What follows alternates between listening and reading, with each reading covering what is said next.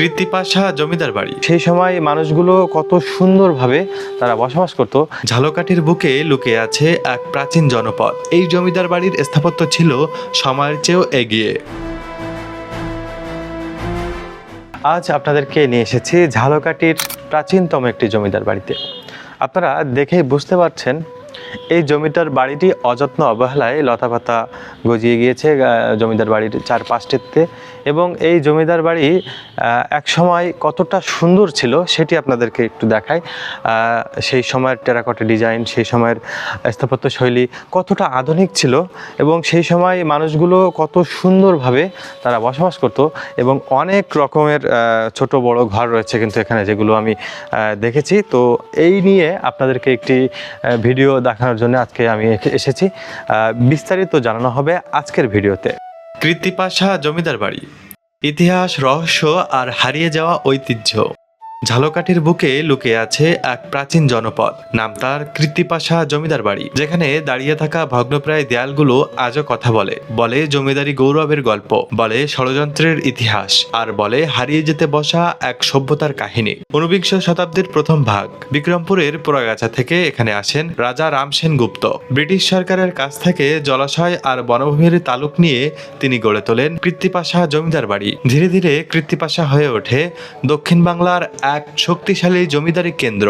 চারপাশে খাল, পুকুর, মন্দির, নাট মন্দির, নাচঘর, আর মাঝখানে নান্দনিক কারুকাজে ভরা জমিদার বাড়ি। এই জমিদার বাড়ির স্থাপত্য ছিল সময়ের চেয়েও এগিয়ে। উঁচু উঁচু পাঁচিলে ঘেরা বারান্দা, বড় বড় হল ঘর, আলাদা নাচঘর, নাট্যমঞ্চ, শান বাঁধানো বিশাল পুকুর, আর ধর্মীয় আচার পালনের জন্য ছোট ছোট মন্দির। জানা যায় জমিদার পরিবারের দুই ছেলে কৃষ্ণকুমার সেনগুপ্ত এবং দেবীচরণ সেনগুপ্ত, তাদের জন্য নির্মাণ করা হয় দুটি আলাদা ভবন। একটি ছিল পূর্ব বাড়ি, অপরটি ছিল পশ্চিম বাড়ি। পরে এগুলো পরিচিত হয় 10 আনা বড় হিস্সা এবং 6 আনা ছোট হিস্সা জমিদার বাড়ি নামে। কালের নির্মমতায় আজ ছোট হিস্সা পুরোপুরি নিশ্চিহ্ন, আর বড় হিস্সাও হারিয়েছে তার আদি জৌলস।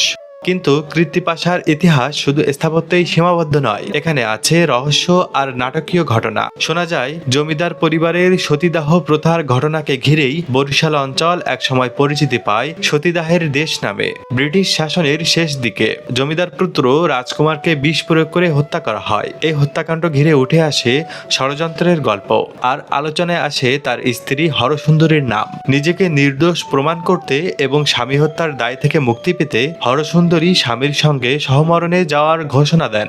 কিন্তু তখন ইতিহাসে এক গুরুত্বপূর্ণ মোড় নেয়। ব্রিটিশ সরকার আইন করে সতীদাহ বা সহমরণ প্রথা নিষিদ্ধ ঘোষণা করে। এই ঘটনাগুলো কৃত্তিপাশাকে শুধু জমিদারি অঞ্চল নয়, বরং ইতিহাসের এক জীবন্ত অধ্যায়ে পরিণত করেছে।